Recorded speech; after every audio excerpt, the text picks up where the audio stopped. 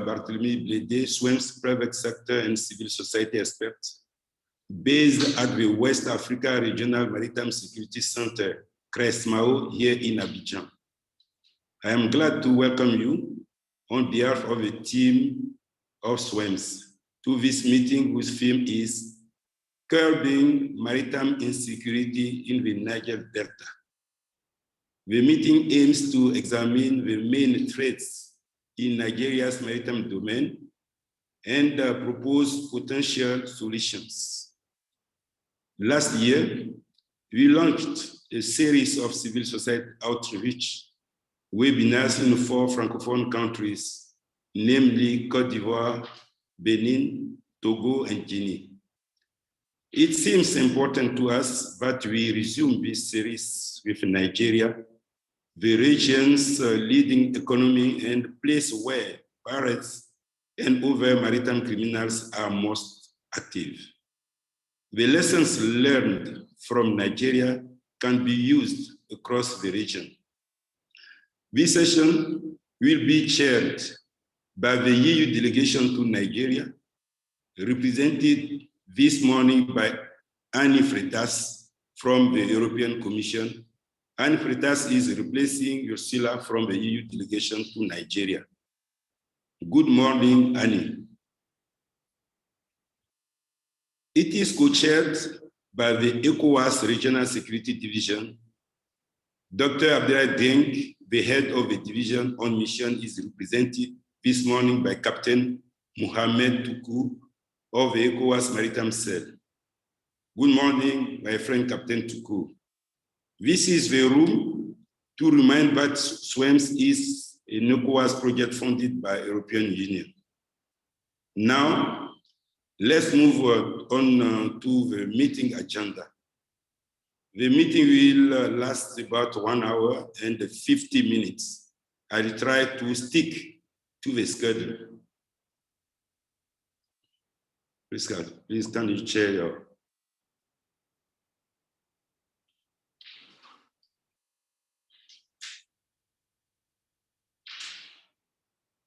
I cannot see your screen, Krista. Okay, so now let's go to the agenda. We will start by an introductory remarks by the EU delegation to Nigeria.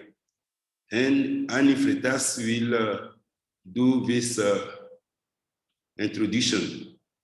Annie Freitas is in the international cooperation, is an international cooperation officer at the European Commission.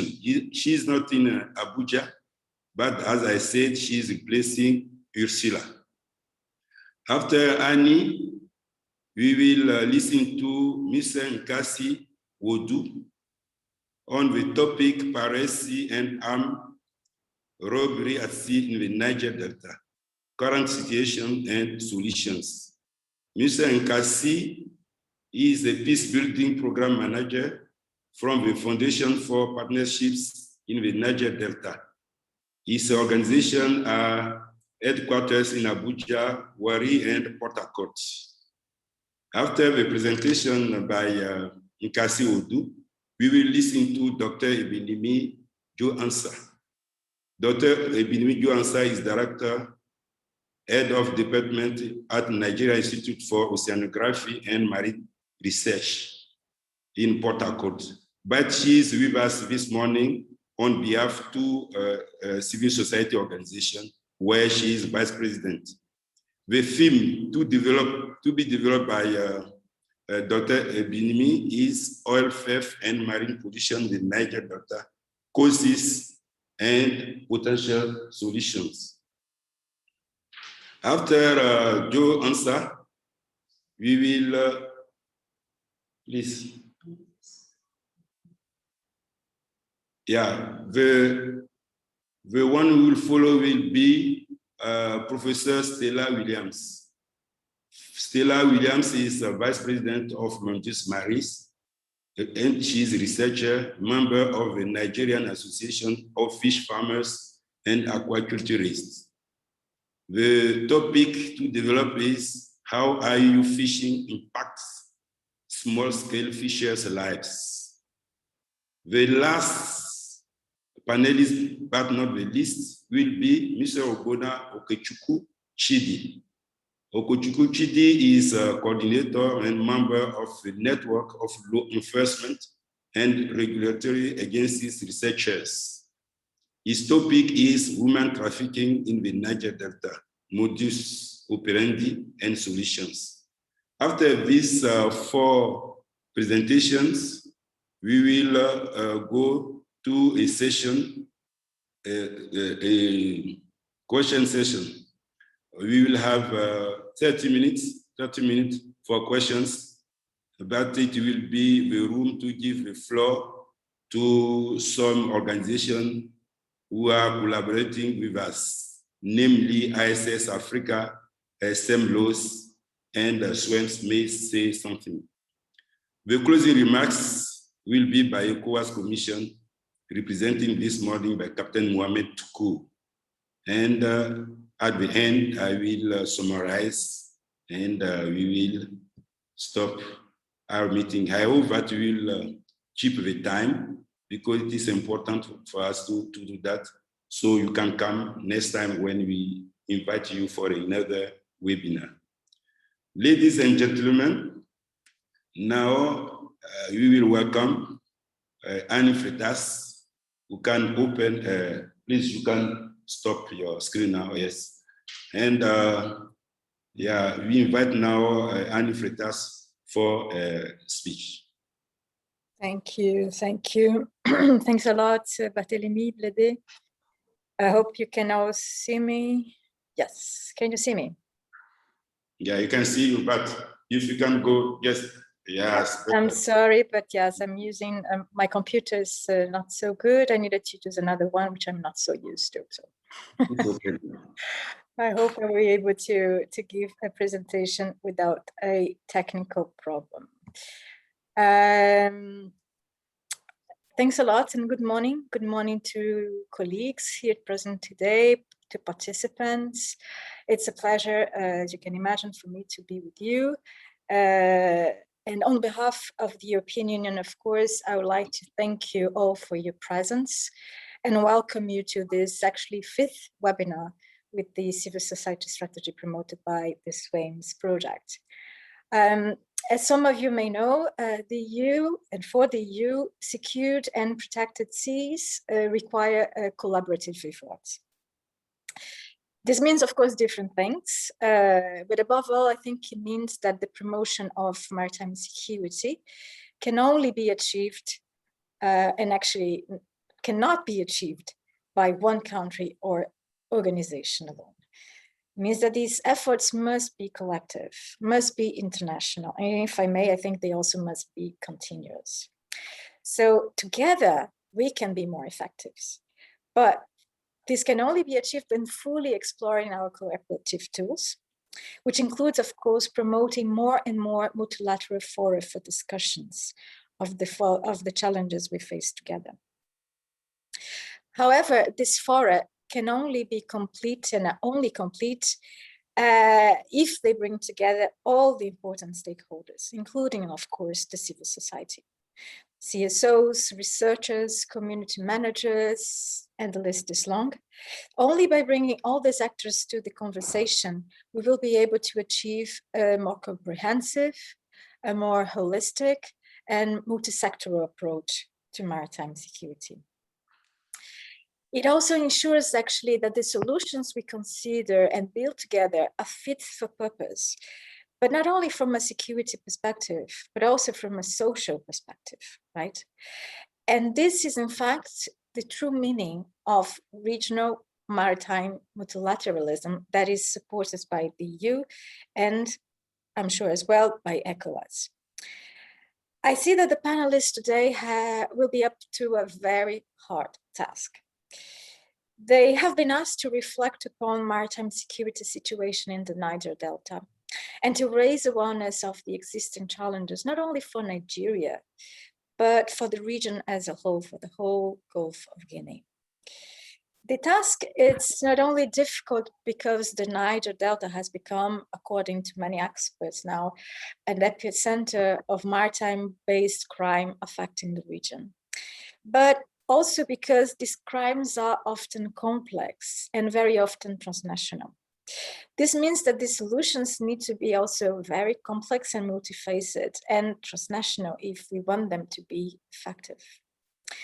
Indeed, as these presenters today will show, oil bunkering fueled by corruption and ignorance contributes to marine pollution. At the same time, the lack of governance frameworks make it easier for different militia to engage in all types of illegal activities at sea, exploiting women, youth, and seeking opportunities for trafficking or IUU fishing. See, all of this is connected and affects not only regional institutions and state structures, but also the lives and livelihoods of local communities. We know that there are viable solutions and there are possibilities, even if these are sometimes not easy to be pursued. And this includes, of course, the strengthening of drafting actually of relevant legal frameworks, but also empowering local communities, creating economic opportunities, raising awareness, among others. This is why this webinar today is so important, because it offers an avenue for connecting non-state actors to national and, in this case, regional ones, and therefore also to show that the bottom-up approach can work if civil society's organizations are given the space to have their voices heard. So I wish this platform that the SWAIMS project has created will further enable the CSOs and researchers present here today to exchange on their practices and to keep the conversation and the joint work going, as all these issues we're going to discuss today are interrelated. I would like to thank again the SWAIMS project and the ECWAS Commission for organizing this event, and of course the presenters for their presence and their contributions. I can only wish that the organizations such as yours get across to the decision makers so that your different recommendations can be heard. And I thank you for your attention, and I wish us all a very fruitful event and discussions. Thank you so much, Annie, for the encouragement and for the advice. It is the first presentation, I can say, because this is technical. This means that you master the subject we are addressing this morning. Now it is time to go to the panelists, and the first panelist will be Mr. Nkasi Wodu on piracy and armed robbery at sea. Mr. Nkasi, if you are ready for your presentation, please, the floor is all yours. Thank you very much, Bath. So am I sharing my screen, or you are sharing my screen for me? Which is? We prefer that you share your screen if you can. If you can. If you can't, we can do it for you. Okay, so let me share the screen. Here it is.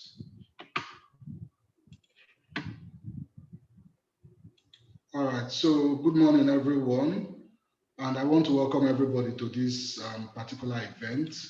I am going to be talking about piracy and armed robbery in the Niger Delta.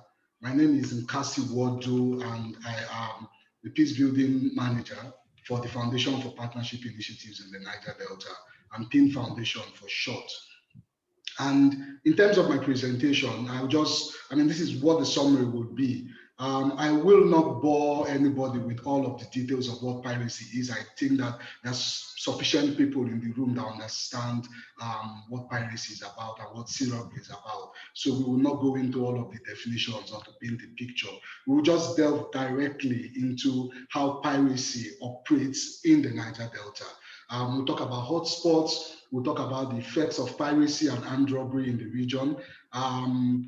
We will talk about specific piracy and armed robbery activities, and then draw a more contextual relationship between piracy and other drivers, other engagements that happen in the Niger Delta.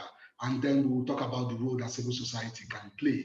So according to data, piracy hotspots are in Nigeria, and particularly in the Niger Delta, at Bayelsa, Brass, Bonny Island, and Port Harcourt. This is data from PIN Foundation, the peace map that collects data on conflict risk and violence in the Niger Delta and in Nigeria specifically. You could see that the hotspots identified are around the Borno-Opobo area, in Port Harcourt and Yenagoa as well. But I want us to note particularly that when it comes to piracy activities, it's not just activities that happen along the coast of the Atlantic, but it also happens within the inland waters as well. So it's not just, so the victims or the victims of piracy and sea robbery activities are not just in international waters. Everyday people that ply the inland waterways in the Niger Delta are also victims of piracy and sea robbery activities in the region. And we will explain all of this in a little bit. So you can see, and then piracy, I mean, according to the head of Maritime Safety and Security at the Baltic and International Maritime Council in Copenhagen, he said that piracy in the Gulf of Guinea emanates most exclusively from Nigeria. I mean, and that's a no-brainer, really. The Nigerian pirates use the Niger Delta points for attacks on shipping across the whole eastern ports of the Gulf of Guinea and take hostages and holding them in camps in the Niger Delta. And this is particularly important for us to know, because a lot of times we view piracy activities often as the things that happen actually on the sea. But no, as far as the Niger Delta is concerned, as far as the Gulf of Guinea is concerned, particularly the Niger Delta, piracy activities, there is a strong linkage between what happens on land, upland, within organized criminal networks and the actual piracy activities that occur in the inland waterways and along the international waters as well. I mean, according to Kamal Din Ali, Executive Director of the Center for Maritime Law and Security Africa in Accra, he says the roots of the problem of piracy run deep. Most of the pirates come from the Niger Delta, I mean, in the southern Nigeria. And the Niger Delta, a contextual knowledge of the Niger Delta paints a picture of an region that is home to oil resources, but where local land and water resources have been contaminated. And then two of the most important economic sectors in the area, fishing and farming, have been destroyed as a result of oil exploration activities. And so you find an increasing number of young men that are looking for other sources of income. And this makes it easy for criminal gangs to recruit these young men as pirates. I mean, recently there was data that was released that Nigeria tops the list of countries with the most unemployed people in the world. And you can see that there is a relationship between the contextual issues, the economic issues, the more economic factors that occur in Nigeria and in the Niger Delta, and again with the activities that happen in international waters and in the inland waters. The particular states in the Niger Delta also top the list of states with the highest numbers of unemployment. Akwa Ibom, Rivers State, Bayelsa Delta are among the states with the highest numbers of unemployment, according to data from the Nigerian Bureau of Statistics. So it's important for us to begin to see the link and how broader economic factors affect the engagement of young people in piracy activities in the Niger Delta. What are the effects of piracy and armed robbery in the Niger Delta? Piracy undermines maritime safety and intensifies insecurity. It disrupts maritime trade and water transportation. And again, it's important to understand that this is not just what occurs in international waters. Even within inland waters, the movement of goods from one island to the other, from one community to the other, from one location to the other, are often truncated by sea robbery activities, where particular members of criminal gangs attack fishing boats, attack transportation boats, rob people, and then essentially cut away with all of these products. What this has done really is increase the cost of transportation, which is also another effect of piracy. It increases the cost of transportation. It disrupts artisanal fishing because fishermen are often very reluctant to go out to engage in fishing. as a result of the risk of piracy activities. And also this endangering the livelihood of most of the communities that engage in artisanal fishing and that use that for trade and to be able to feed their families.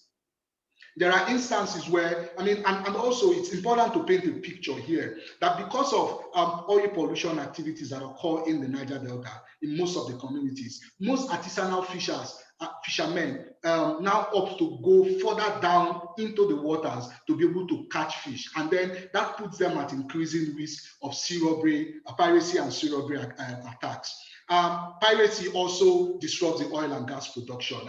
Nigeria, the oil and gas industry is one of the highest earners of revenue for Nigeria. And then as a result, piracy activities continually disrupts the industrial value chain, the oil and gas value chain. It affects significantly contractors. It affects significantly crew of the oil and gas sector within the Niger Delta. And so what this does is it reduces the state government's revenue from taxation and also allocations that come to the state, because the decrease in oil and gas production also automatically results in the decrease in allocations that come from the federal government as a result of oil and gas exploration. Piracy is a threat to the maritime economy. Recently, the DG, the Director General of the Nigerian Maritime Safety Administration Agency, stated that piracy is one of the major issues disrupting the development of the shipping sector in Nigeria. And because a lot of people are reluctant to actually engage or invest in this sector as a result of increased piracy and armed robbery attacks.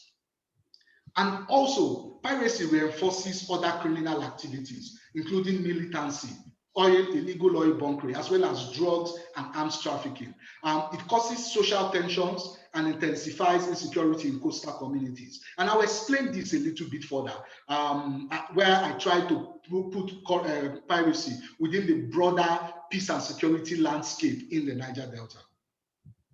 Piracy stifles international trade and threatens the global flow of goods and services across the world. And maritime insecurity could destabilize the local economy. Sea robbery could hinder transportation of goods, persons, goods, and services between upland and riverine communities. And as a result, the cost of goods and services has increased markedly in a lot of the coastal communities in the Niger Delta, because then the cost of water transportation to transport those goods and services have also increased significantly as a result of risk of insecurity and attacks from pirates and sea robbers.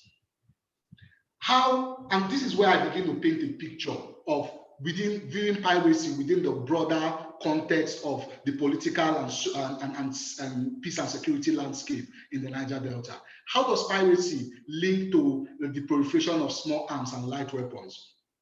According to SBM Intelligence, which is one of a policy think tank and analysis firm in Nigeria, it says that the number of small arms in circulation in Nigeria in the hands of civilians, including non-state actors, is estimated at 6,145,000. This is compared to over 500,000 in the hands of state security forces. So the number of small arms in the hands of state security forces is just less than 10% of the number of small arms in circulation in Nigeria and in the hands of civilian and non-state actors. What does this mean? What is the implication of this? Proliferation of small arms in southern Nigeria, particularly the Niger Delta, is combined with already existing state corruption and mass unemployment, and has contributed to the rising criminality and violence in the Niger Delta. There has been increasing cases of armed attacks on land as well, increasing cases of the proliferation of gangs, increasing cases of the proliferation of militancy activities in the Niger Delta. And proliferation of small arms and light weapons directly correlates to an increase in these particular activities. The most far-reaching effects of armed proliferation in the region is the rise of militancy, which has evolved to destruction of oil pipelines, the kidnap of oil workers, and the threats to bring Nigeria's economy to a standstill. Most recently in 2016 with the Niger Delta Avengers, and then in the early 2000s with the movement for the emancipation of the Niger Delta. But however, it's also important to see how militancy activities also influence or are linked to piracy and armed robbery sea robbery activities. The profession of small armed enabled crimes has enabled crimes such as kidnapping, pipeline vandalism, illegal oil bunkering, and sea piracy. I mean, oftentimes it is actually the same actors, the same members of the same criminal networks that engage in kidnapping, that engage in vandalism, that engage in illegal oil bunkering, and that also engage in sea piracy and armed robbery. According to data from 2019 January to June 2020, in all sea piracy and armed robbery activities across the globe, 77 times guns were used to engage in those activities across the globe. But in Nigeria, Nigeria accounts for 35% of that number. So guns were used in sea piracy and armed robbery activities in Nigeria. 35 it amounts to 35 times of the global number. And that is actually very troubling, because it shows that a lot of young people have access to guns. They have access to guns and are able to use these guns to engage in sea piracy and armed robbery activities in the Niger Delta.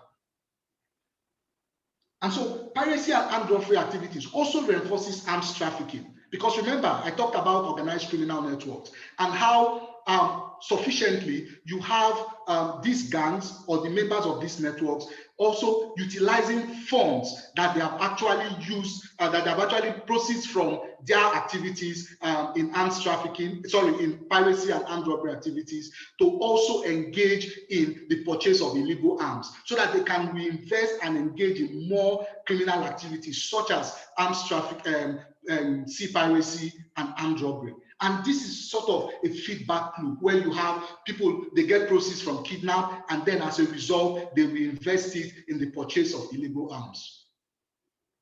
So what are the specific piracy and armed robbery activities in the Niger Delta? I mean, the traditional MO of pirates operating in the region largely involve the use of guns to attack and dispose of cash, cargo, and valuables, and when the vessel is often at anchor or in harbor. A lot of times, because pirates' activities do not have the facilities to hold vessels for longer time, they decide to engage in dispossessing of the crew of cash, cargo, and valuables. It also involves the highly sophisticated illicit stealing of oil from vessels and offshore tankers, which are then resold to the black market. It involves the kidnap of exploited fishermen for ransom, and it also involves the kidnap of victims and hijack of vessels for ransom. These are how piracy activities are shaping out. And then this is where I try to paint that picture of how piracy and armed robbery links with organized crime in the Niger Delta.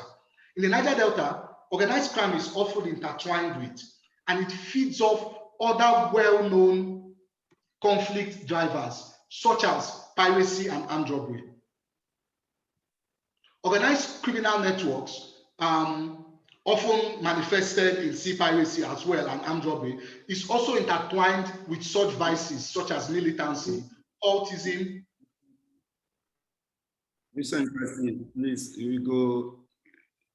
Your time is finished, but I give you especially 5 minutes because the topic is very important. Continue, please. All right. Yeah. So I'll just continue. Yes, thank you. So organized crime is often also intertwined with other vices. So the point I'm making is that organized criminal networks do not just engage in piracy. They also engage in other vices such as militancy, cultism, and oil bunkering. So these activities are all intertwined. And so that is why it is important for us to not just focus on, piracy and sea robbery, but it is important for actions to engage in how can we address the broader issues of organized crime in the Niger Delta. And I'll just quickly, according to the Nigerian Navy, The most prominent criminal activities they encounter.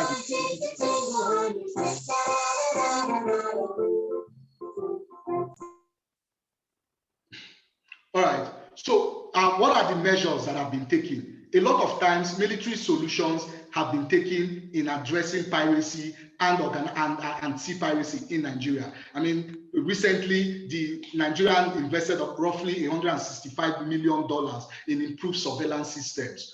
But military solutions are not enough. It is important for us to view the issue of piracy.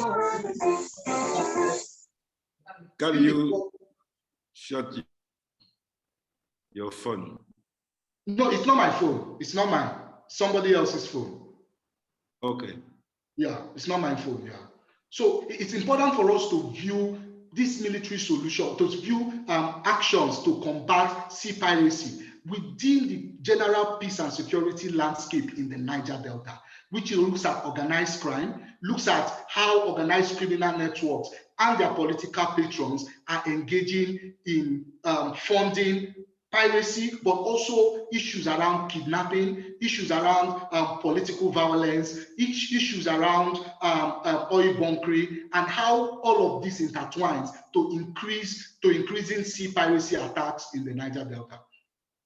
What can civil society do? One of the things that civil society can do is to empower the widest range of stakeholders through training, dialogues, and engagement. Early engagement is important so that, first of all, local level data can be collected, but it also should inform a comprehensive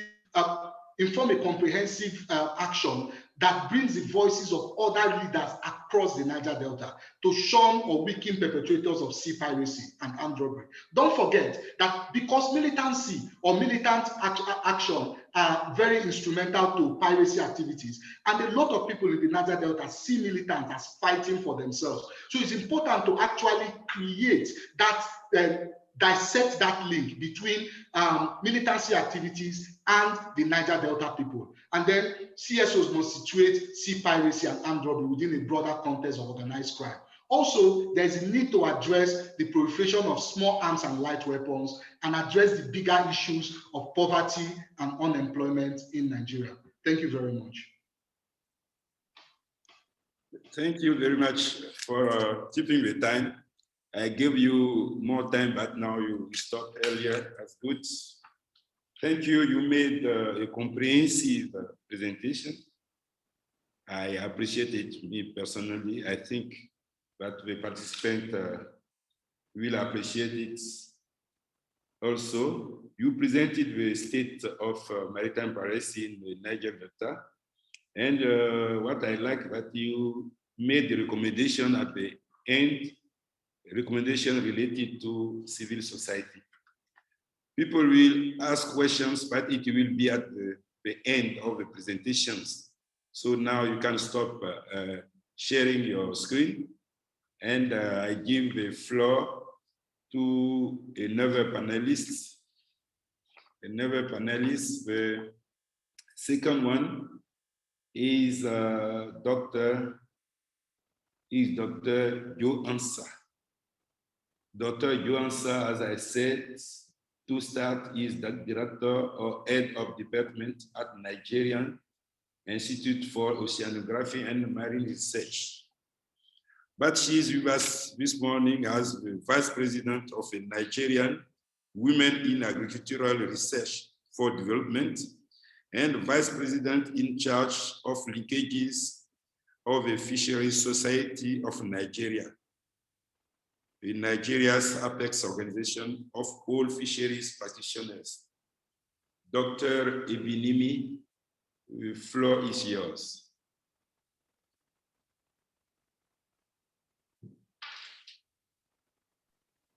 Thank you very much. Yeah. Good morning, everyone. I'm going to share my screen. I have a short time, so I'll just go straight on. I'll be speaking on oil thefts and marine pollution in the Niger Delta region. the causes and potential solutions. So oil thefts in the Niger Delta has been on for some time. As far back as the 1980s, it was observed, and it became pronounced in the 1990s. The most prevalent technique for stealing crude oil is to perforate the pipeline conveying the crude and tap it at the points where it has been punctured. So there are various forms of illegal bunkering. You have the small-scale pilfering through puncturing of condensates and petroleum product pipelines. That is presently on the decline. We also have the puncturing and tapping of crude oil bearing pipelines, which is actually on the increase. Then we have the tapping, direct tapping from wellheads. And in another scenario, we have excess lifting of crude oil beyond approved licensed amounts through forging of the weigh bills given by the agency in charge of sales. So crude oil theft has been rising. Boris 2015 said it was 400,000 barrels per day. On the contrary, NNPC reports far lower levels of about 138,000 barrels per day over the past 10 years. So you can imagine the huge resources that have been stolen from Nigeria. All these are valued at 40 billion US dollars. Now, the aspect of tapping crude oil bearing pipelines in remote areas is something that we will focus on this morning. Illegal refining of the stolen crude is commonly called fire in the Niger Delta. When you hear fire, you know what it is because of the loud sound emanating from accidental explosions, which occur frequently during processing of the crude or during use of poorly refined products in many homes. So who are the actors involved in this illegal bunkering and illegal refining? There are a wide range of people. Most of them appear to be faceless, but about 90% of persons involved are within the age range of 20 and 38 years. Other actors are the protectors and guarders of the pipeline. Let me just chip in here that the JTF, the Joint Task Force, or the military, who have been assigned to curb pipeline vandalism and crude oil thefts, and now it appears their hands are tied. So they watch and turn the eye the other way. Then we have the illegal refinery equipment owners. Most of them do not even reside in the Niger Delta, but they are Nigerian elites living outside, and some of them living even outside the country, in far places like Dubai. Operators of the illegal bunkering and refining of the crude, these ones are on ground, and they have developed the technology for carrying out their activities. Then you have the daily paid workers, and a huge number are unemployed youths who just find means of eking out a living by rendering services like laying the hoses and the pipes, moving items from place to place, carrying logs of wood and things like that within the site. Then you have the boat builders. The boat builders engage in constructing wooden boats, large wooden boats, to carry crude from where it was stolen to the sites where it will be refined. The welders are also involved who construct the cooking pots and distillation drums. We have the suppliers of mangrove wood being the major fuel used in igniting the coal fire. And then we have the brokers who coordinate the sales and purchase of the refined products at the various landing sites within the metropolis of where these activities are being done. So now let's just look at this interesting picture. I'll start with money. The cycle requires a lot of money. Some sites are, people invest up to 10 to 15 million naira to get everything in place. Okay, so they need money to buy equipment, to buy pumps, to build boats, to hire workers. And then after that, they also need money to settle. I know the Nigerians here will understand what I mean by settle. You settle the girders of the pipelines, the JTF.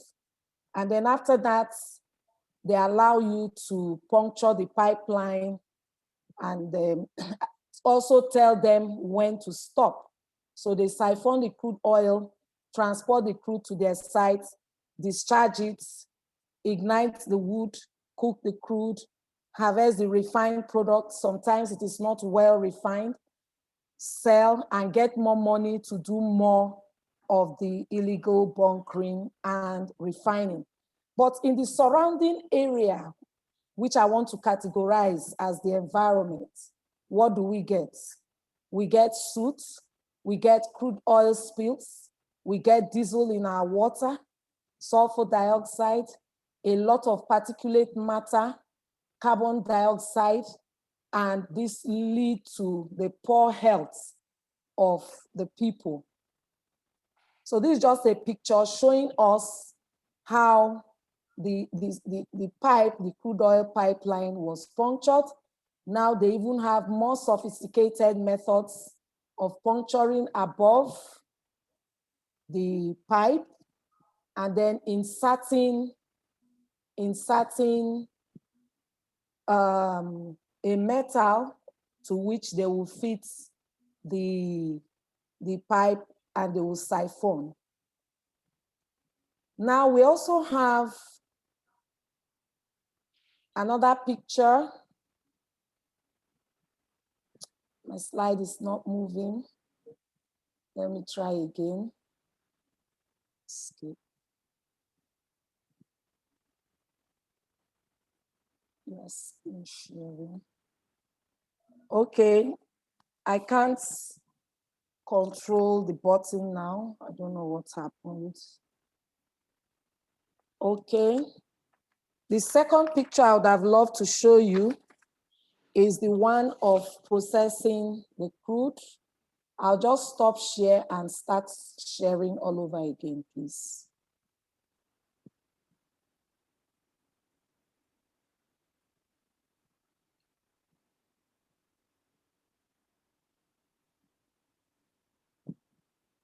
Okay, can you see my slide, please? Yeah. Okay, thank you. So the processing of the crude to diesel, you can see the large cooking pots and the wood burning underneath and the young men in action.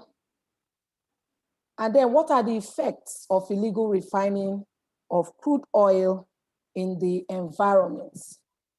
Last week, I decided to monitor the air quality using the AccuWeather app.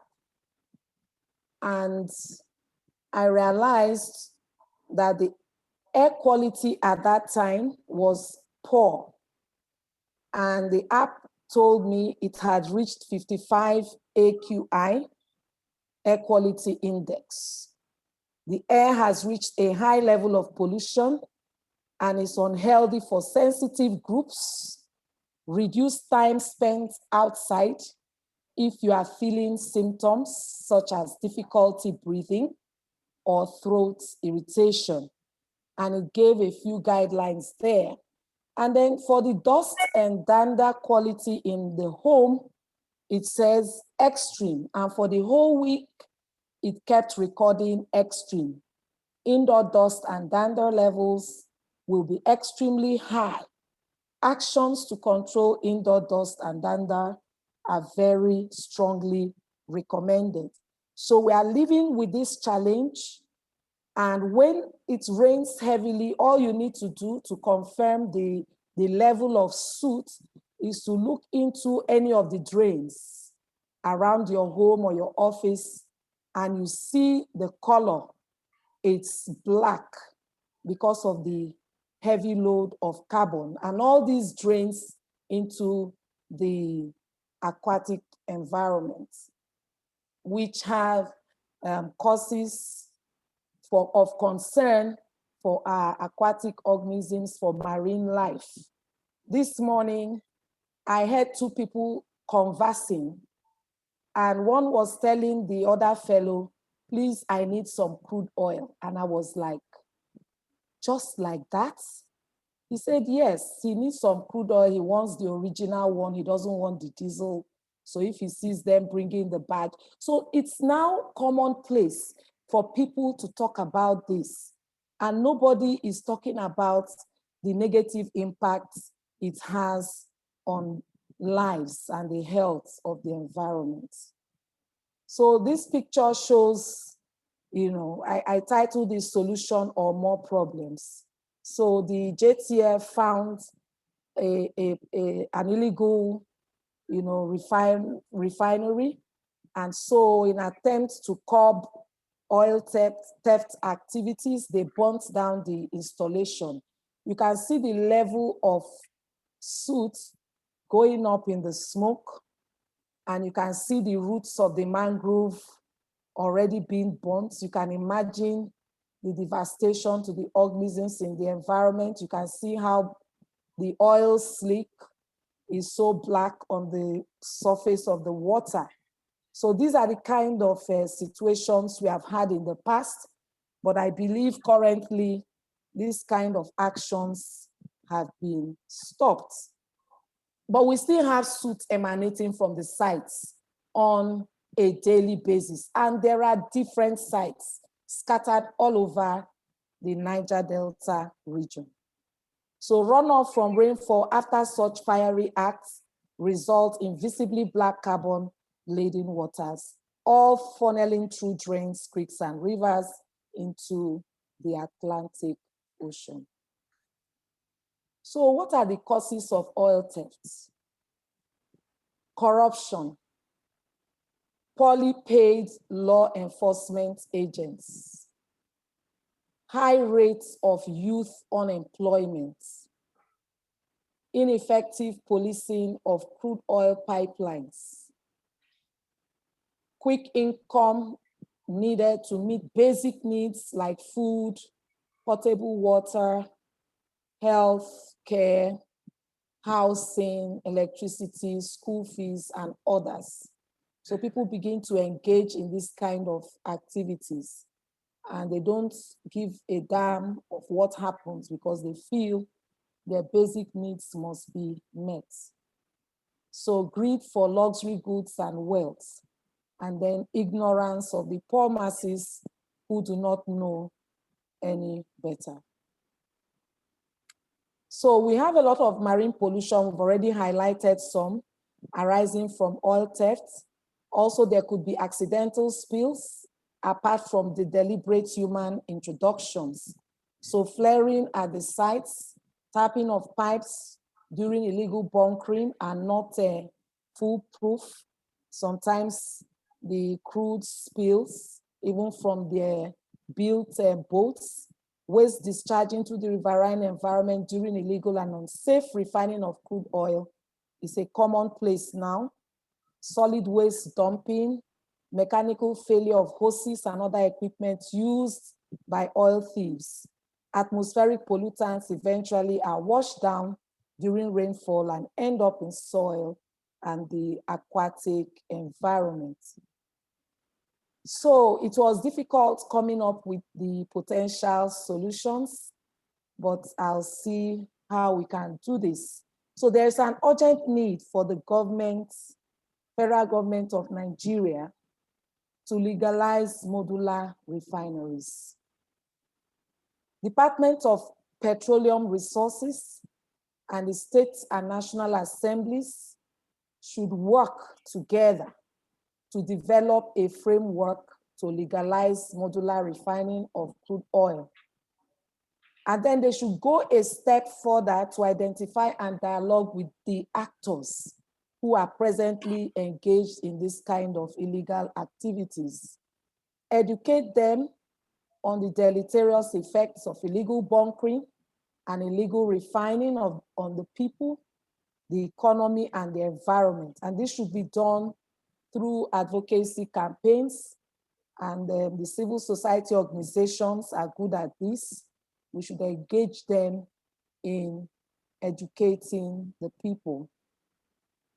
Once these actors have come up and they've been identified, they should be asked to register with the Corporate Affairs Commission so that they are a legal entity and they could be dealt with accordingly. And any other relevant body they need to register with, they should also do that registration. They should ensure that the crude oil is paid for, and taxes accruing to government should also be paid.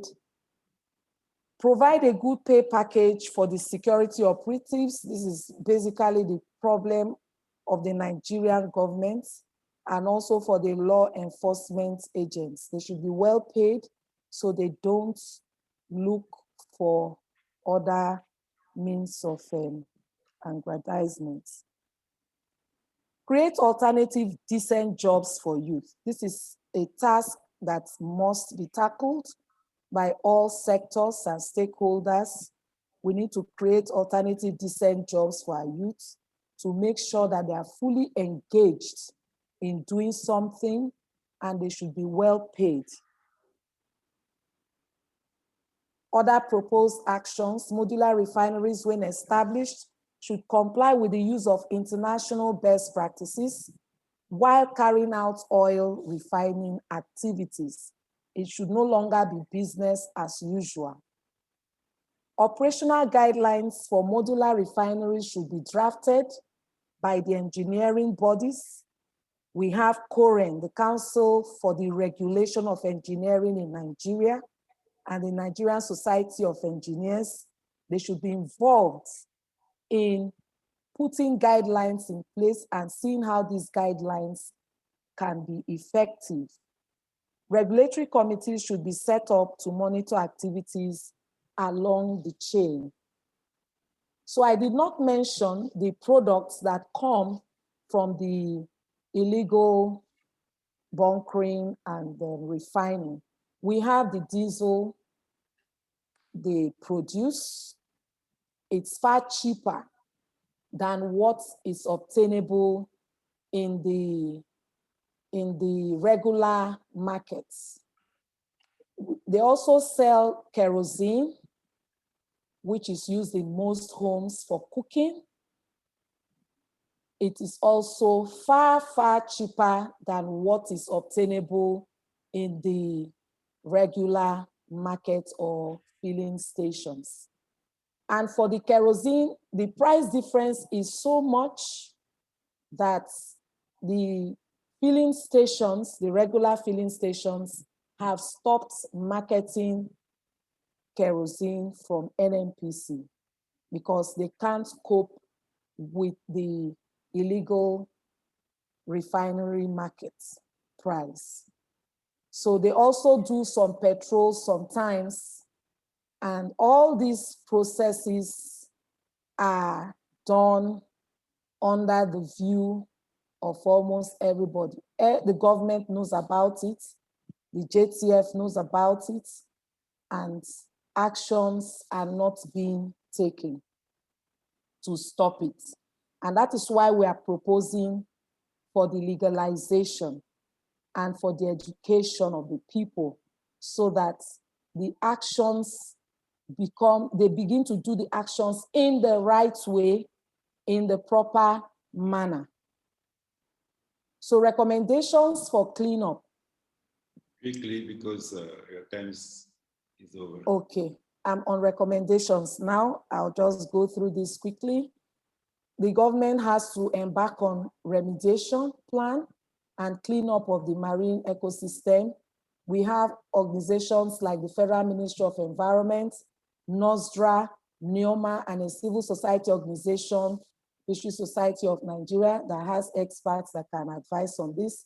Carbon and particulate matter extractors should be developed and used to filter carbon released and already present in our homes and the environment.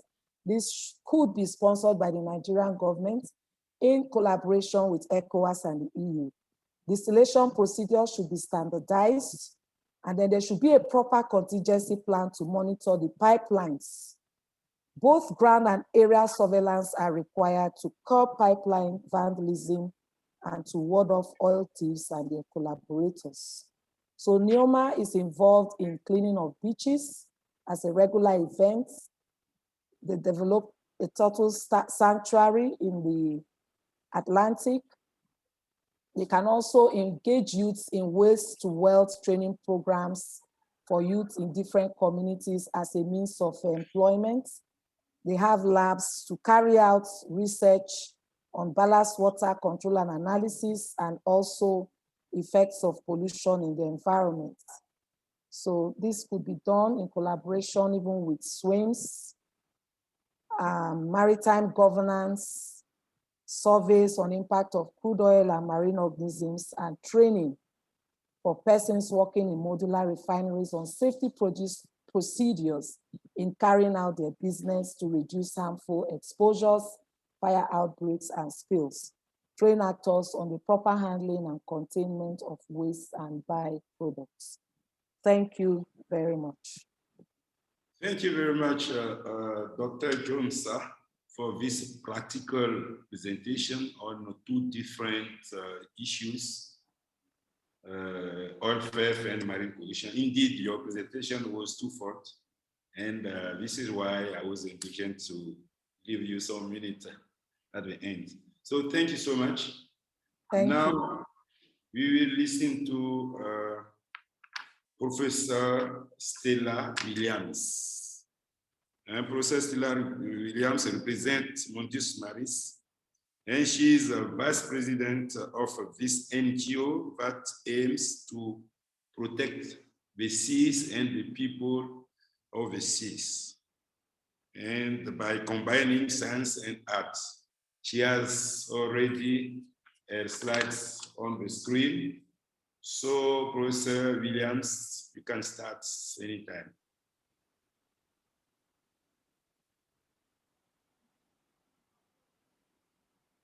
Thank you very much, Bob. We are talking about the domestic fishers. These are the small-scale fishers whose lives and livelihood is dependent on the marine ecosystem. And so let's look at the underlying method for calculating illegal, unreported, and unregulated fishing index that is carried out, that is actually making our local fishers impoverished. For example, there is the coastal responsibility. This relates to the state's management of its exclusive economic zone, that is the EEZ. Then the flag responsibility, that are the things the state should do to manage vessels they flag, as well as the port responsibility that relates to the control of fishing activities that comes through the port, and then the general. There are so many data that are collected from secondary sources as well as experts in the area. Now, let's look at the coastal. We have vulnerability, prevalence, as well as the response. In general, Nigeria's IUU Fishing Index is calculated to be 2.39. but it varies from 2.50 to 2.21. And if the average is 2.39, the vulnerability at the coast far exceeds it, and the response is far lower. In the case of the flag, the vulnerability, nobody is calculating, and the response is shaky. The same thing with the port. The vulnerability is 4 compared to 2.39, and the response is 2.51. Generally, 2.33 compared to 2.39. 49 nations out of the 152 countries are taking part in this. And so this global map shows that there is a problem. Now, let's look at, yes, the global. The global is 2.29. And yet look at those dark areas that shows that is about 5.0, too high, showing that the IUU is a very important thing to discuss. Now, let's look at the dubious or criminal practices that is taking place because of this IUU. New observation method facilitates searching for dubious or criminal practices. For example, transshipment. Those panelists before me have discussed that. At sea, you have piracy, you have robbery. Then you have prohibited in the country this IUU that is often associated with physical fraud, human trafficking that we will hear next after my presentation. However, there is an enforcement to reduce bycatch. The enforcement agency in Nigeria is the Federal Department of Fisheries that ensures that a bycatch reduction device, BRD, is installed in the shrimp trawl net to reduce non-target fish species caught by the shrimp trawlers. This enables non-target species which are important for small-scale fishers who are the population living in the maritime area to easily escape from the trawl net while the target shrimps are retained. Similarly, turtle excluder device is installed to ensure easy escape of turtle and trawl net by Bolaji et al. In 2017. Now let's look at the catches by the fishing sector in Nigerian waters. Chart A shows that artisanal catches dominated marine landings, but all started declining in the new millennium. Chart B shows small pelagics are down from overfishing, and it is impacting on the traditional women who are the fish processors, while Chart C shows underreporting of domestic catches, which was high, but became less important after 2010. We got this information from Sea Around Us. Now let's look at the availability of fisheries products. Imports partially compensated for lower domestic marine catches. In 2015, the total fisheries production was estimated at 1,027,000 tons, to which marine catches contributed 36%, inland waters contributed 33%, and aquaculture 31%. We got this information from the FAO. Now let's look at the employment of the small-scale fishers that we refer to as SFA. Fishing is a major source of their livelihood. In 2014, 713,000 were reported as engaged in inland fisheries, with 21% of this total being the women, because in Nigeria, women do fish. 15% of the total of 764,600 people were engaged in fisheries.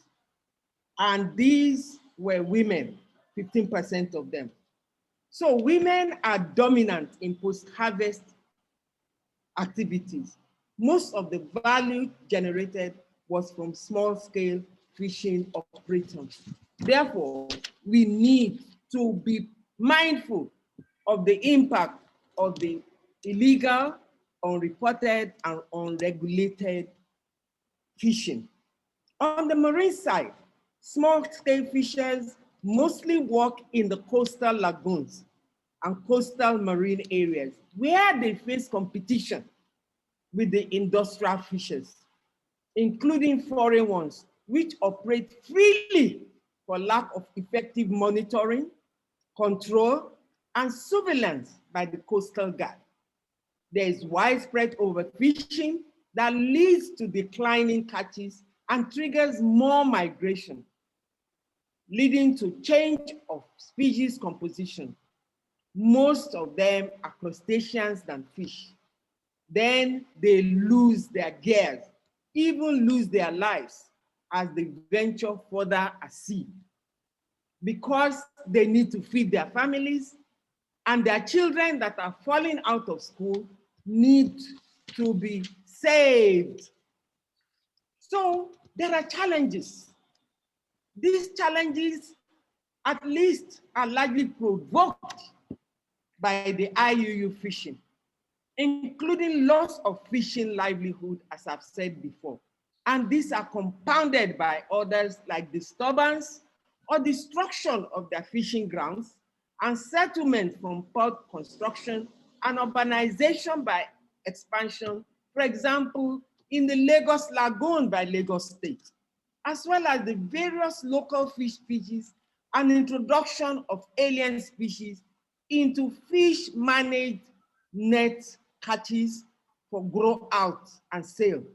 These have higher demand, particularly in Lagos State and in Akwa Ibom, with positive effect on nutrition, security, and education.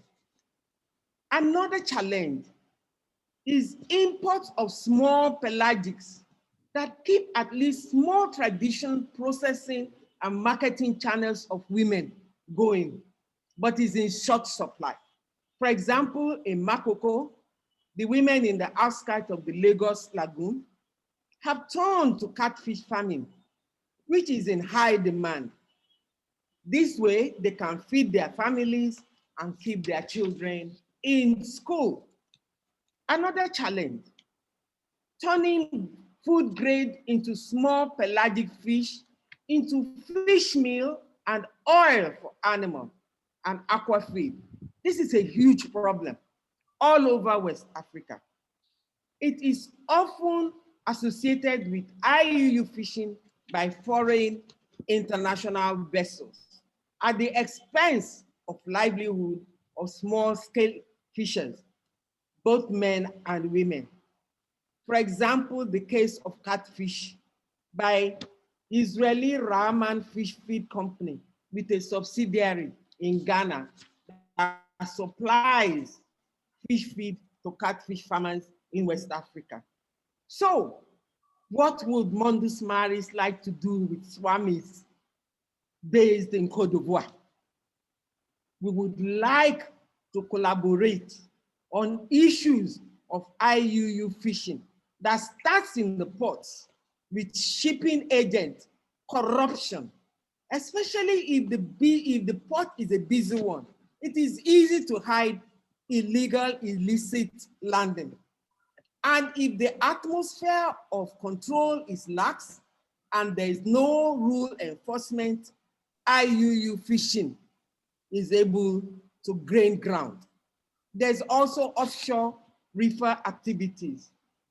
If there is weak monitoring, control, and surveillance in the EEZ, IUU fishing will take place. So SWAIMS, Mundus Maris would like to collaborate or partner with you to do this and face this problem.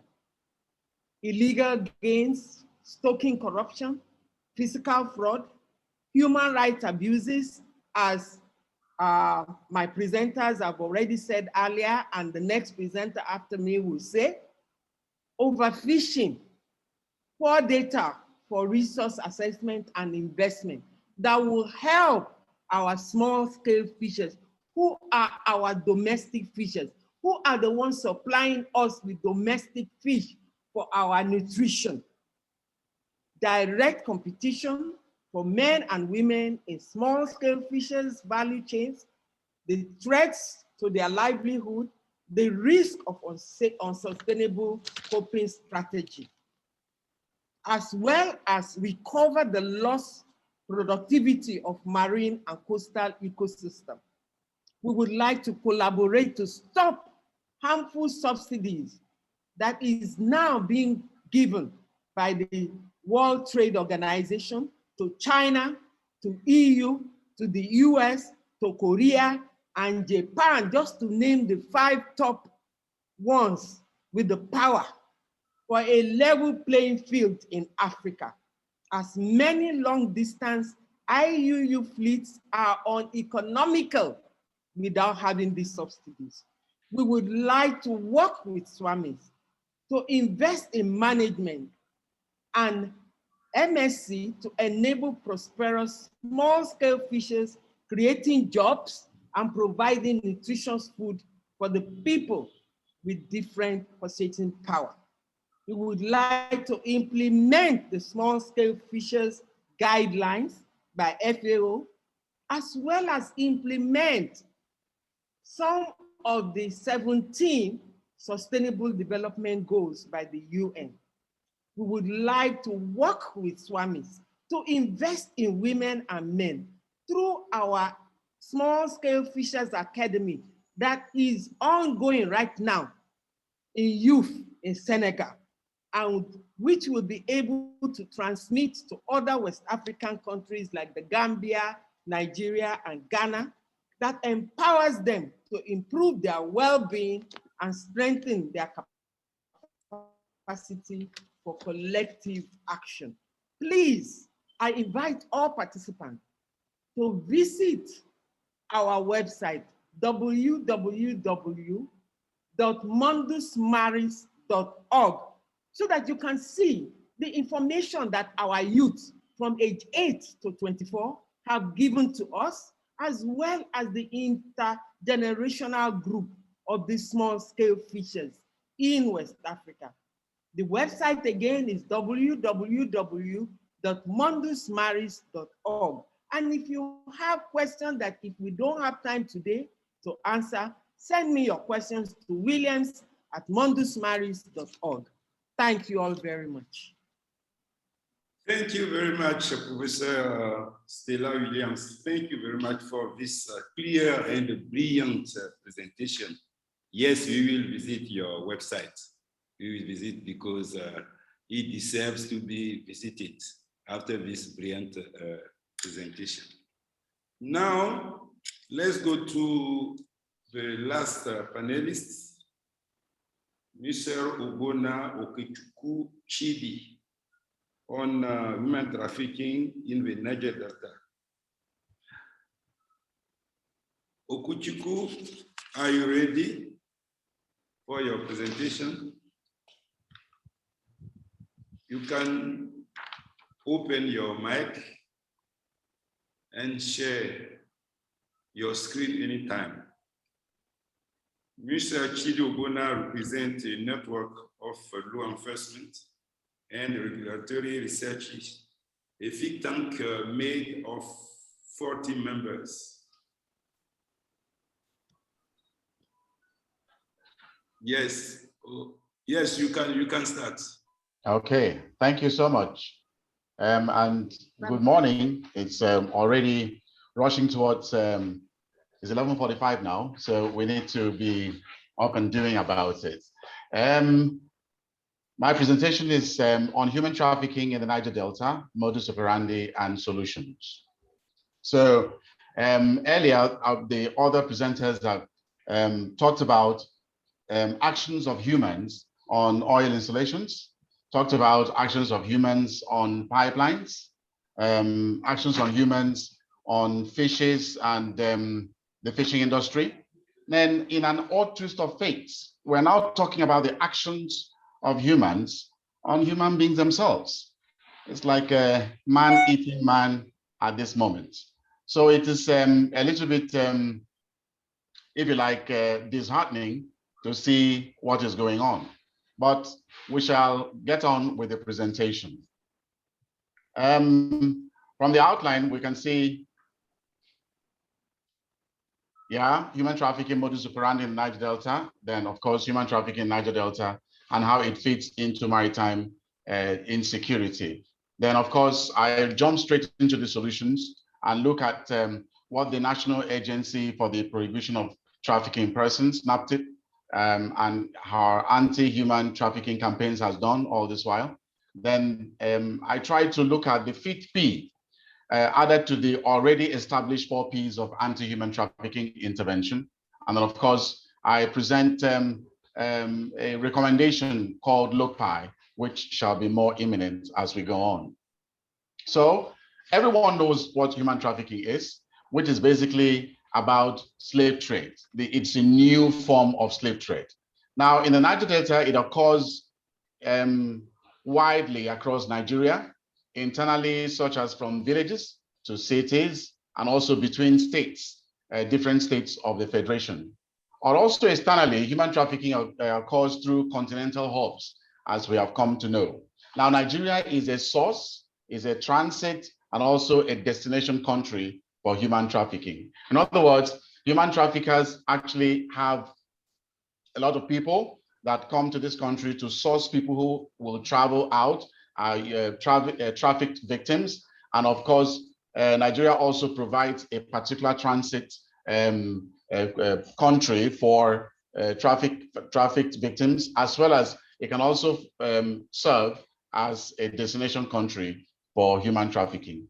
Now, the international destinations for Nigerian victims include West and Central African countries, Cote d'Ivoire, Mali, Benin Republic, Equatorial Guinea, Cameroon, Gabon, and Guinea.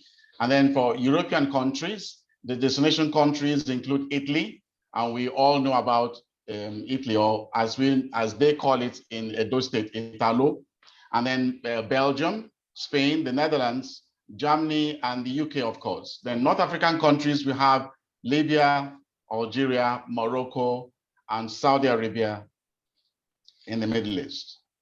Now, the human trafficking business in the Niger Delta has actually been developed and become an organized and lucrative trade managed by syndicates within and outside the country. We all know that all the transnational organized crime have actually human beings who are operating them. And so every one of them, Chidi, can you use the presentation mode, because now you are not in presentation mode. So you go on your right and see the bottom like a glass, and you click on it. Yeah.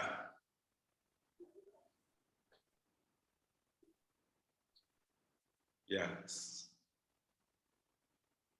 Are you seeing it now? Yes, we are seeing it. Okay, so the women and girls are trafficked primarily for domestic servitude and forced commercial sexual exploitation, obviously, while boys are trafficked for forced labor in string bending and domestic servitude. But as we have seen of recent, in the Niger Delta, boys and young men are actually trafficked also to feed into the militia men that now carry out most of these transnational organized crimes, as we have seen. Now, this is a map of the Niger Delta. I mean, the 9 oil-producing states of the Niger Delta. We didn't add, this is a bit old because we need to have Lagos added as an oil-producing state. Abia, Akwa Ibom State, Bayelsa, Cross River, Delta, Edo, Imo, Ondo, and Rivers State. These are established. Now, what you need to see about this Niger Delta is the map is that it's adjacent, is on the littoral states. It's adjacent, of course, to the Atlantic Ocean, which is basically why we are talking about human trafficking as it fits into maritime piracy and, of course, the modus operandi. And then we go on to the nitty-gritty. What do they do in human traffickers? It's so disheartening to find out we have baby factories all over the Niger Delta, where you have a lot of children who are born, babies who are born to young ladies who are still in school or who do not want the babies. They are engaged to stay in these places, have their babies, and then of course they are sold off immediately almost as they are born. And then it attracts a lot of money. In the time we were in NAPTIP, we knew about baby boys attracting a lot of money, as much as 1 million naira, for people who want to buy them off, these young ladies. And of course, baby girls attracting about close to about 700 to 800,000 naira for these services. Then, of course, we have human trafficking expressed in domestic servitude, where some of these people who take advantage of the closeness of family relations and then subject some of these young ladies, especially, and young boys who go to live with relatives from the villages down onto the cities, to different things such as hawking in the environment, and exposing themselves to all sorts of things like ritual killers. We've heard so much about the Otokoto issue about that happened several years ago in Imo State, where in the Niger Delta, where you had a young boy who was just sent to go and run an errand, and then he was abducted by some of these ritualists and used for ritual purposes. So domestic servitude is very rife in the Niger Delta, of course, in Nigeria too. Then, of course, sexual exploitation. There's the downturn of the economy and the unemployment that we are having in the countries today have actually led to the explosion in sexual exploitation. There's so much young people who really want to make ends meet fast, especially the young ladies. So they find no other way as to achieve this than to enter into ways of selling their bodies. And this now exposes them to this particular issue of sexual exploitation, where even when they sell their body, some of the pimps that introduce them to the people where they make their money do not allow them to even get the proceeds of their labor. So they are exploited sexually, and they also do not get the proceeds of what they are doing. Then, of course, forced labor. Forced labor is all over the place. The young people are taken on to doing the things that the ordinary should not be doing because of having to work several hours, much more than they could bear. And this is absolutely unbearable because of their ages as against their strength in doing things like quarrying business, going to quarry sites and asked to be breaking stones into small pebbles for construction workers and the like of it. And these are even in fishing, you have so many of these young people who are asked to work very long hours because of the kind of exploitation that they're exposed to. Now, I go to the next slide, which is human trafficking in Niger Delta and maritime insecurity. Now, there's a link to this. In fact, Nkasi Wodu, a panelist, has mentioned this in his presentation. When you look at the intoxicating mix of youthful exuberance, and you look at crude oil wealth, and you look at the potpourri of multinationalism, where you have the cultural mesh of different cultures in this particular Niger Delta, then you now join it with the affluence of the Niger Delta area as against the abject poverty of some of these young people. Now you now see why they can easily be taken on by some of these politically exposed persons and forced into taking up arms, joining militia groups in order to fight against the government. I looked at the three broad areas: the political relevance, where the young people are actually making the looking at the government that they are not relevant, that they are just walking through the wealth of the oil delta without actually receiving any benefits from it. So they are actually they are sucked in by the people who are the traffickers. Then the economic issues are bound. Obviously, we are talking about oil wealth. We're talking about the control of resources. We're talking about trying to get derivatives, 13% of it. How does it go? How is it being spread among the youth? So the youth are actually looking at the lack of resources that they control in an area where they are supposed to be in charge. And so it delves into the socio-cultural aspect of it, which is the reaction to the culture of impunity in the region of the Niger Delta. The culture of impunity where all the agitations of the youth have never been met, and all the governments have always paid very, very, very lip service to helping the youth in the place. So there is a lot of issues going on in Niger Delta. No wonder we now see attacks on seagoing vessels.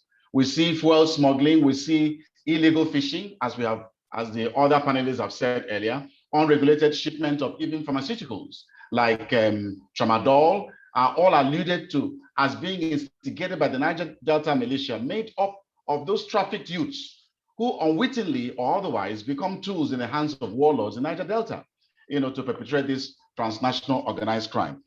Sincerely, we have to look at the scale of the unemployment in these areas. And then we have to look at this, the mode of the intervention by the authorities, and then look at the restiveness of the youth and those who have gone to school, who do not have jobs, and then those who are actually looking at the success, as it were, of the people who have taken up arms against government.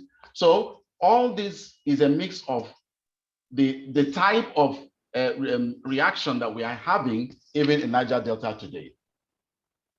So we now go to the solutions. And I say we start from NAFTIP, actually, because the NAFTIP is the National Agency for the Prohibition of Trafficking Persons, especially women and children. It was established in Nigeria in 2003, and it was to domesticate the UN Convention against trafficking that every country in the world is supposed to adopt. And then between July 2003 and December 2019, NAFTIP rescued a total of 14,688 victims of human trafficking. By the way, I was between 2006 and 2008, I served as a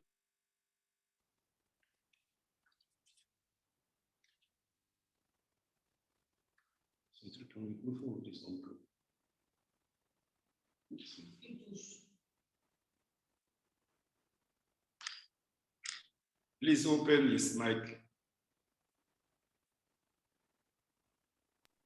Hello?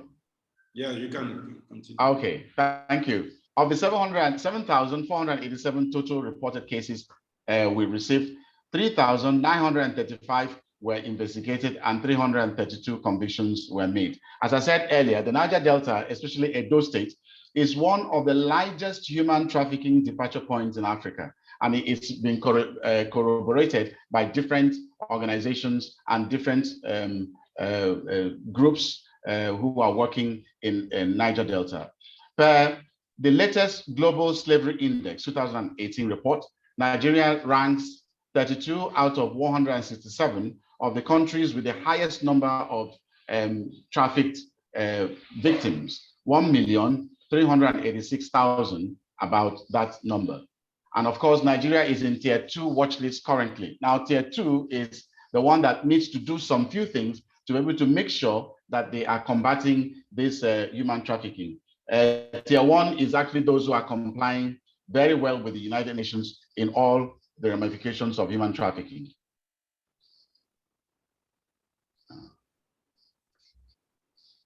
My screen stopped. Possibly I need to, okay, it started. Maybe okay, it started. Your time is over. Okay, it started again. Now, We have the 4 P's of human trafficking, which means everybody knows: prevention of human trafficking, protecting the victims of trafficking, prosecution of offenders, and of course, partnership with friends against human trafficking. Now, we know all that, but I try to tell us about the 5th P, which is prioritization, which essentially speaks to the prioritization of various intervention programs and processes aimed at resolving the menace of transnational organized crime and maritime insecurity in a sustainable manner. What the highlighted word there is sustainable manner, because all we have been doing is actually reacting to what has been done by the youth in the Niger Delta. But if we look at the prioritization in a sustainable manner, we understand that we are engaged with people who are dynamic. The youth are seeing what is happening in their environment and they want to be part of it. So how do they get to be part of it? And that's how this prioritization will now become something that we should work on. So with what we have as solutions, I want to recommend LOCPI. The meaning of LOCPI is the Local Ownership of Crime Prevention Initiatives. LOCPI is a crime prevention initiative that appeals to the millions of impressionistic youth of the Niger Delta who may be in the process of being, quote unquote, attracted down criminal routes because they are already waiting in the wings. A forum where every stakeholder in Niger Delta maritime community is represented at state and local government levels. This is very important. The LOCPI is based on 4 principles of globalized law. Universal principle that says human rights must be the same everywhere and for everyone. Solidarity principle insists that benefits and obligations are justly shared between members of the society. Then subsidiarity principle believes that decision-making authority is placed where responsibility for actions will occur and closest to where actions that will produce the outcomes will be taken. And this speaks to the civil society organizations. And horizontality, democratization principle, lays emphasis on grassroots bottoms-up process of administration. And this LOCPI is actually a grassroots bottom-up process of administration. Now, here are the suggested members of LOCPI: government representatives, states and local authority, oil and oil services companies, students, very important and crucial because we are looking at actuarial science or preventive criminology. We have to engage the young people before they become part of the problem. They become the solutions. We use them to become the solutions. Then law enforcement agencies, obviously. Then regulatory agencies such as NEMASA, MPA, Shippers Council. Then you have the Niger Delta Development Corporation, NDDC. You have the NNPC, obviously.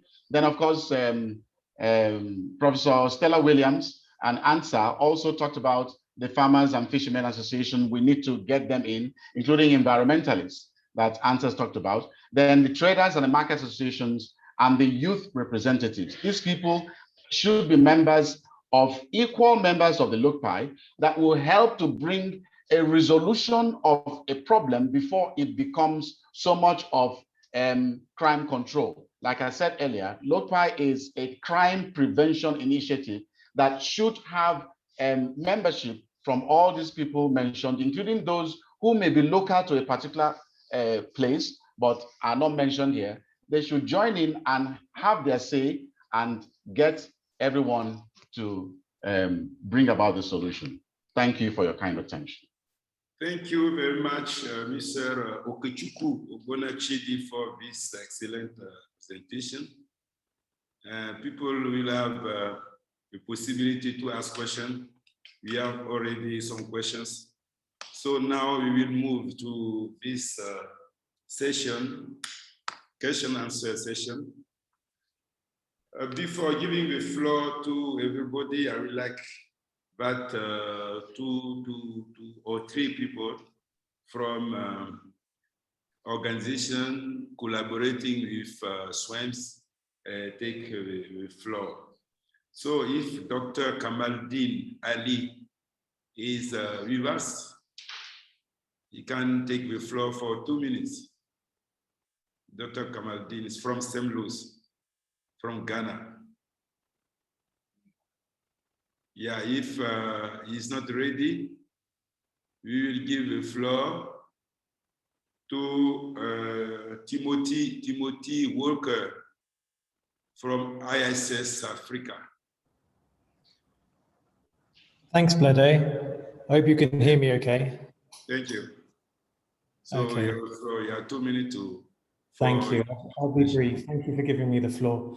It's wonderful to work with you and see you again, Blede. And it's also great that Annie Freitas started today's webinar. I used to work with Annie briefly about 10 years ago when I first started out in maritime security research. So it's lovely to see that the networks continue.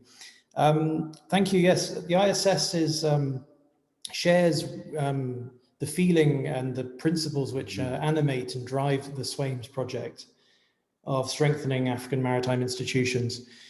We feel there's often a tendency to reinvent the wheel far too often than actually apply, or if it's local knowledge, local experience, but also perspectives into a broader conversation over how to create better maritime security all around Africa.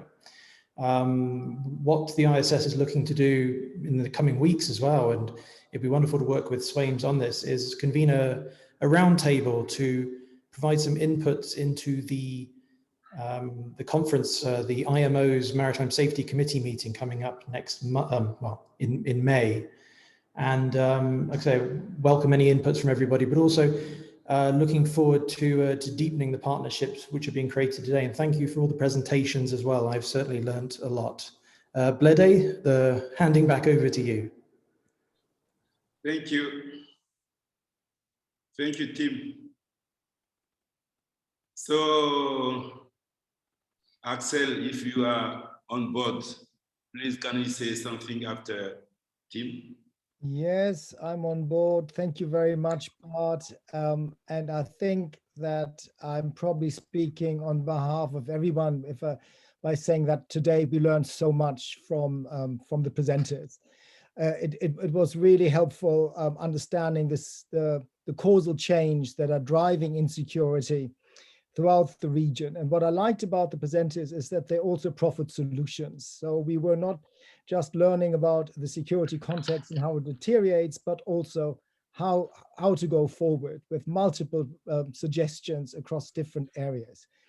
And I don't want to go into the details of the speakers, though I appreciated every single one of the presentations. And I think what we've also learned is the importance of partnerships, how we have to work with civil society organizations, with academics and other non-state actors and link them with state actors. And this is perhaps one of the functions that projects like SWAIMS and our partners in ISS and ChemLaws can do in future.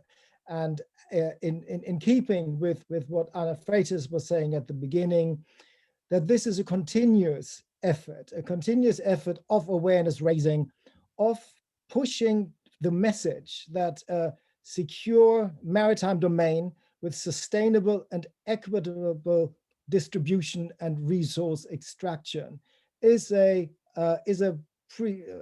requirement for sustainable development, not just of coastal communities, but of West African countries in general.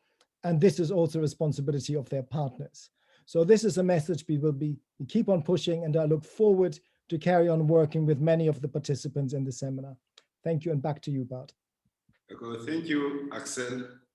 You have questions, but if Sarah Apia from Ghana can take the floor, if she listening to us, Sarah, because she wrote many things on IUU Fishing. She seems to be very aware of this topic. So Sarah Apia from Ghana, if you are with us, please, you have the floor. Okay. Thank you so much to all the panelists and also the speakers. I think it's been interesting times and listening to all the speakers. Yeah, I just want to touch on the issue of IUU a bit. I think listening from the presentation in Nigeria, we could see the IUU is a major problem in most West African countries, which Ghana is of no exception. So this means that this is a very pressing issue that needs to be looked at. And for that matter, to help with the security situation in our sub-region, looking at what is going on with a picture that was shown at the Niger Delta, I think it's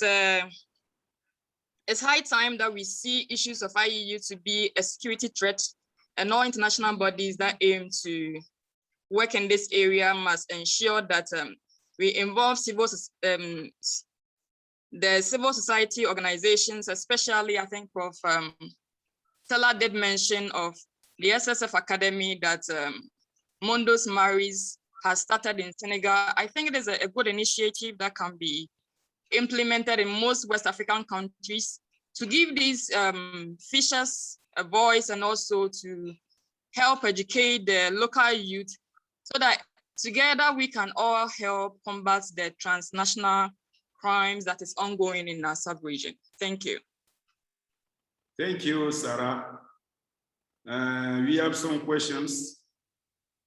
So let me read the questions and the panelists can respond. Question 1, where will modular refineries buy the oil from? The second question is, how effective is the amnesty program introduced in the federal government? Third question, what are we international bodies doing against this unfairness against the SSS? SSF is a small-scale fishery sector in West Africa. So we have some questions. So if Professor or Dr. Ebinimi can take the floor, or anyone who wants to take the floor. Okay. I can see somebody raising his hand. Aliyu Sir. Okay, let me just take the first one. Where will the modular refineries buy their oil from? The National Petroleum Corporation is the organization in charge of marketing of the petroleum products. They have the Department of Petroleum Resources, and I believe these two organizations could market the crude to the modular refineries.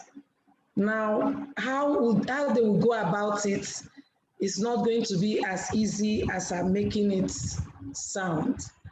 There will be a lot of procedures and documentations, legal frameworks that will guide the process, so that in trying to curb stealing, we don't, encounter more problems. So these are things that all the stakeholders involved will have to sit down and look at the possible ways of selling the crude to the modular refineries. But the NNPC is in charge. Okay. Thank you. Yes, thank you. Professor. Yeah, let me take the one on Nkasi Wodu, yes.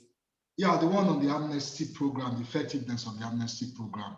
I think there's sufficient information or data that shows that the amnesty program has not been effective. Recently, an organization, Nestia SPD, did an evaluation of the amnesty program.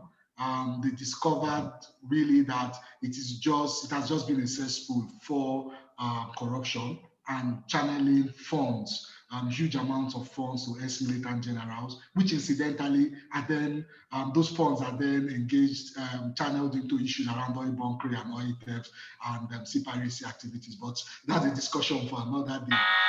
The easiest way to know about the effectiveness of the amnesty program is to look at the fact that even in spite of the amnesty program, in 2016, there was a resurgence of militancy in the Niger Delta with the Niger Delta Adventures that led to more than 26 attacks on oil and gas infrastructures in across the Niger Delta region, which ultimately led to a recession in the country. So to answer the question, the short answer really is that the amnesty program has not been effective at all. It hasn't been effective in building capacity. It hasn't been effective in demilitarizing the area. It hasn't been effective in reducing issues around militancy and gun violence in the region. So that a lot needs to be done, and the amnesty program is not the answer for that particular issue. Yeah.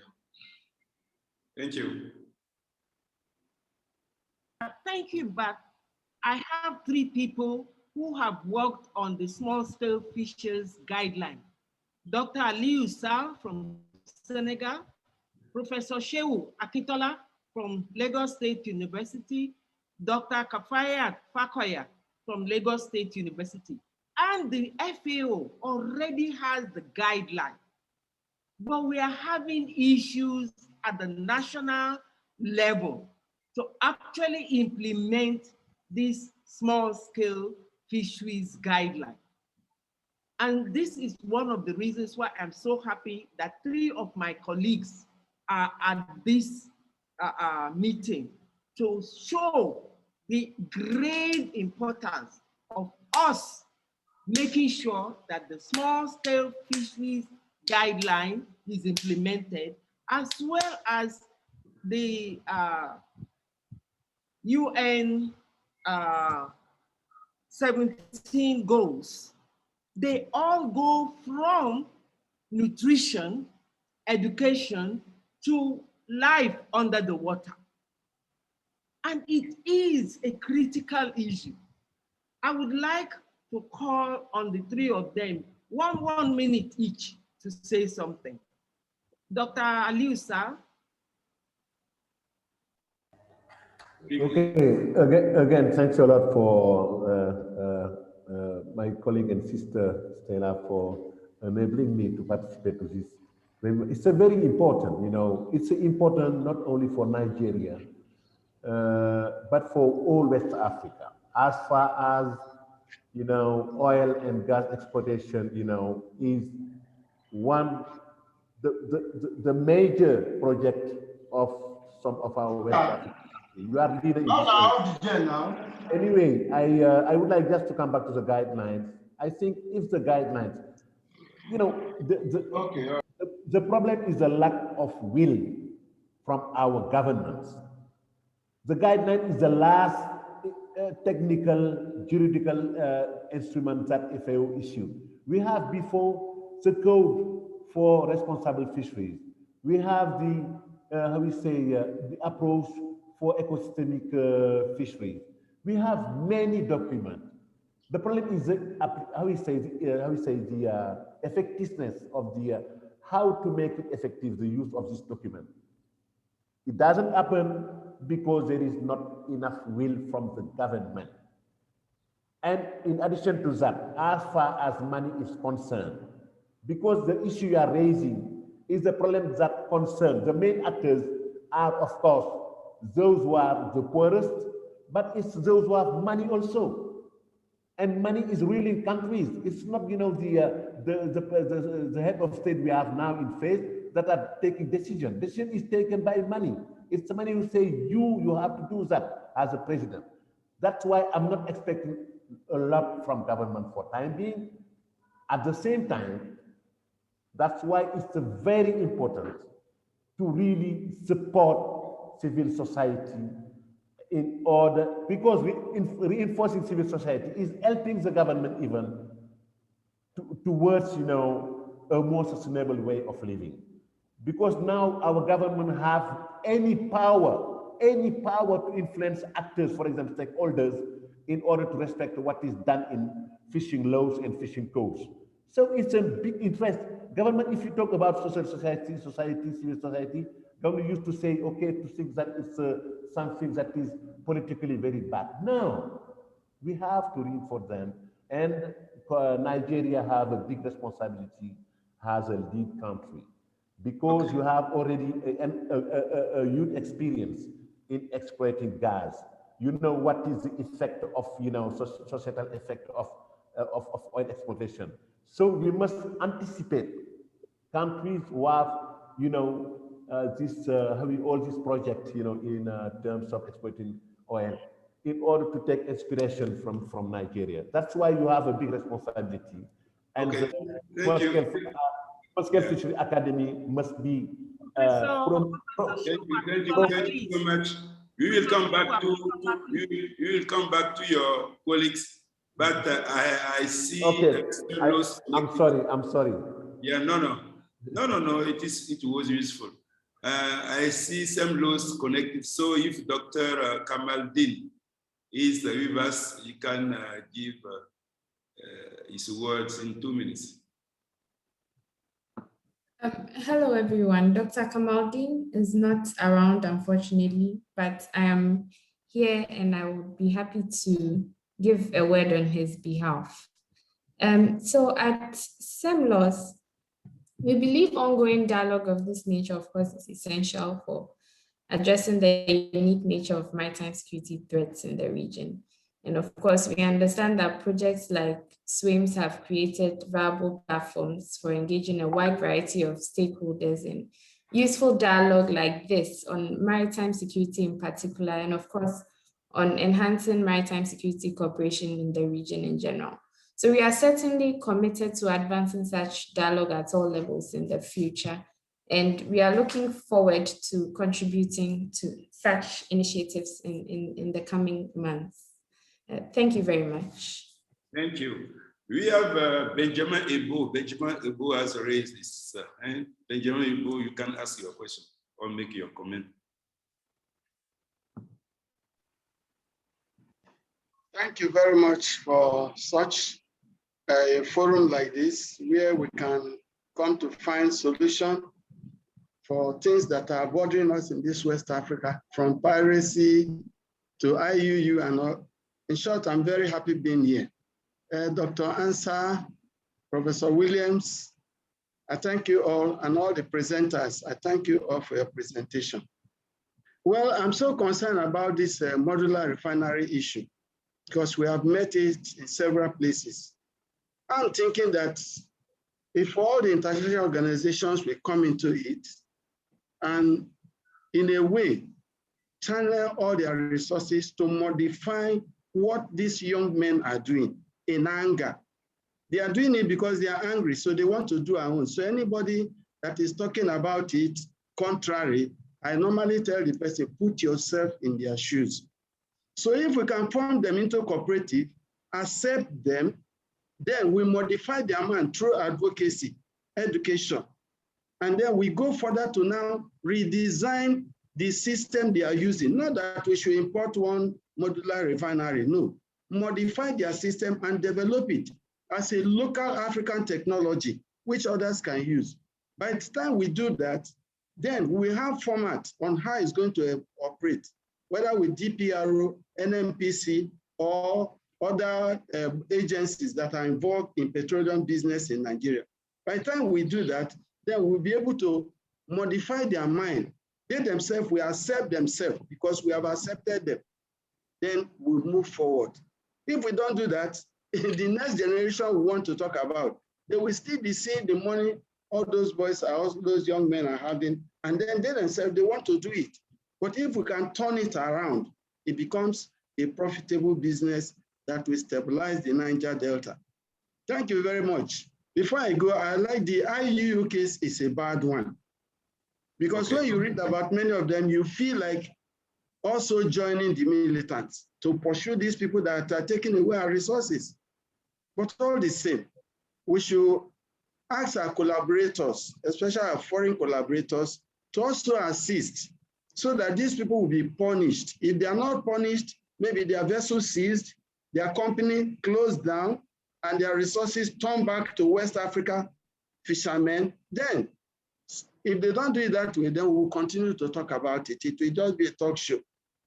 Finally, for the fishermen, you see, I don't think West Africa have the number of fishermen in their communities. Okay. All the guidelines they are giving us, to me, they are documents. What is the practical way forward? Thank you, thank you, thank you, thank you. I like the landscape beyond you. Very nice, and this is appropriate. Okay, this is appropriate for our webinar. Yes, it's a computer work. Are you around? Mrs. Ife, can you say something? Ife, she's there. Okay, I don't see.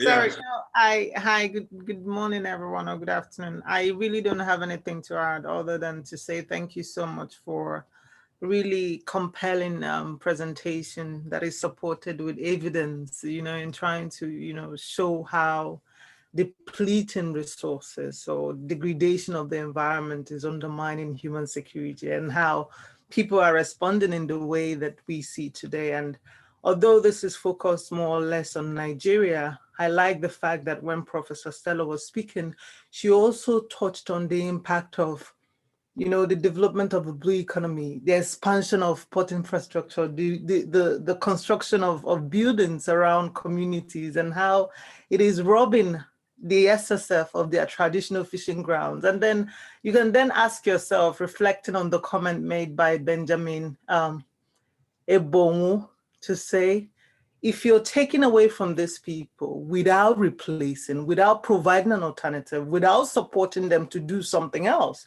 what do you expect them to do? Well, it makes them very susceptible to perhaps engaging in illegal activity if a criminal comes to them and say, well, I have this low risk thing you can engage in. Why don't you come and discuss the business with me? Because at the end of the day, the interest is to support themselves and their respective families. So I want to say thank you so much to everyone that presented, and hope that this is obviously going to be another route of continuing the discussion and moving away from so much talk and finally acting on making things better for coastal communities, especially women, actually, which many of whom have been sort of not included in this discourse when we're talking about maritime security in Western Central Africa. Thank you so much. Thank you so much, Ife. Maybe if Ali Sal, you are still with us, if you can say something in 1 minute. Ali Sal, I see you again. Yeah. Because I stopped you, if we can just. No. Again, thanks, and I'm I will be again anytime available to share with you on this issue, because we are all concerned. And congratulations to all your team. Okay. Sherry Akutola, excuse me for your name. Sherry. Yeah. Okay, thank you. First is to thank Professor Williams for bringing on board the little contributions we are making. Yes, the truth is this: for the security of the region, the small-scale fisheries is crucial. But of course, it continues to suffer from lack of voice and the rest of them. And then the guideline has stipulated ways to move forward and ensure that almost all of these problems and challenges are resolved. But critical is the fact that most African countries have adopted, but are not putting anything in place to implement.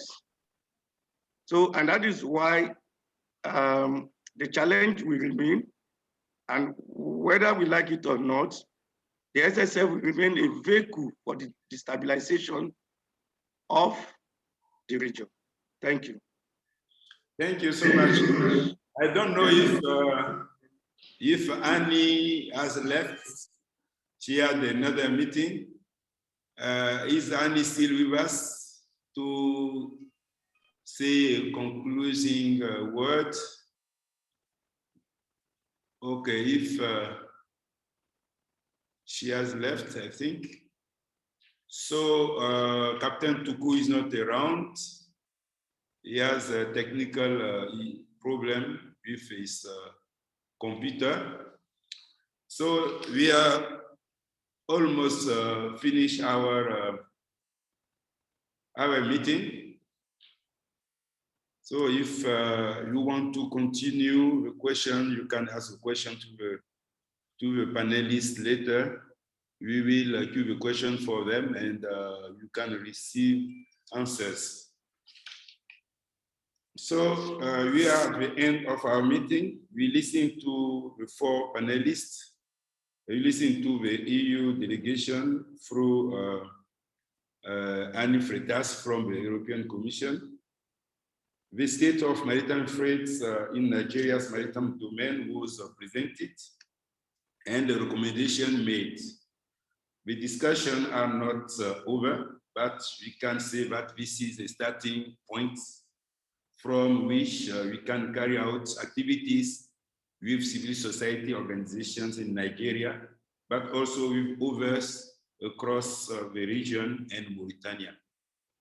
On behalf of the SWAIMS team, led by Martha Vasquez-Pimentel, who is following us, SWAIMS project manager and the project coordinator, Dr. Axel Klein, I express the gratitude of the SWAIMS team to all of you for participation. Special thanks to UNODC, Crimson, Godin, PASMA, PESCAO, and all the organizations I may have omitted. Thank you very much and see you the next time.